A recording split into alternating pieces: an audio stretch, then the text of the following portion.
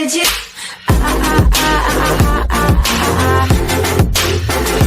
Anything you want. The United States is Japan on a larger scale. Jim Rickards says to get ready for more deflation and slow growth. Here's why. By Jim Rickards via Daily Reckoning. In my 2014 book, The Death of Money, I wrote, the United States is Japan on a larger scale. That was 5 years ago. Last week, prominent economist Mohammed El-Arian, formerly CEO of PIMCO and now with Allianz, wrote, with the return of Europe's economic doldrums and signs of a coming growth slowdown in the United States, advanced economies could be at risk of falling into the same kind of long-term rut that has captured Japan. Better late than never. Welcome to the club, Mohammed. Japan started its lost decade in the 1990s. Now their lost decade has dragged into 3 lost decades. The U.S. began its first lost decade in 2009 and is now entering its second lost decade with no end in sight. What I referred to in 2014 and what El-Arian refers to today is that central bank policy in both countries has been completely ineffective at restoring long-term trend growth or solving the steady accumulation of unsustainable debt.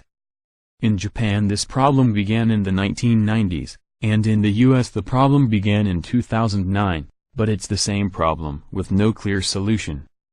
The irony is that in the early 2000s, former Fed Chair Ben Bernanke routinely criticized the Japanese for their inability to escape from recession, deflation and slow growth. When the U.S. recession began during the global financial crisis of 2008, Bernanke promised that he would not make the same mistakes the Japanese made in the 1990s. Instead, he made every mistake the Japanese made. And the U.S. is stuck in the same place and will remain there until the Fed wakes up to its problems. Bernanke thought that low interest rates and massive money printing would lead to lending and spending that would restore trend growth to 3.2% or higher. But he ignored the role of velocity, speed of money turnover, and the unwillingness of banks to lend or individuals to borrow. When that happens, the Fed is pushing on a string printing money with no result except asset bubbles. The bottom line is that this extravaganza of zero rates and money printing worked to ease the panic and prop up the financial system. But it did nothing to restore growth to its long-term trend or to improve personal income at a pace that usually occurs in an economic expansion. Now, after a 10-year expansion, policymakers are considering the implications of a new recession.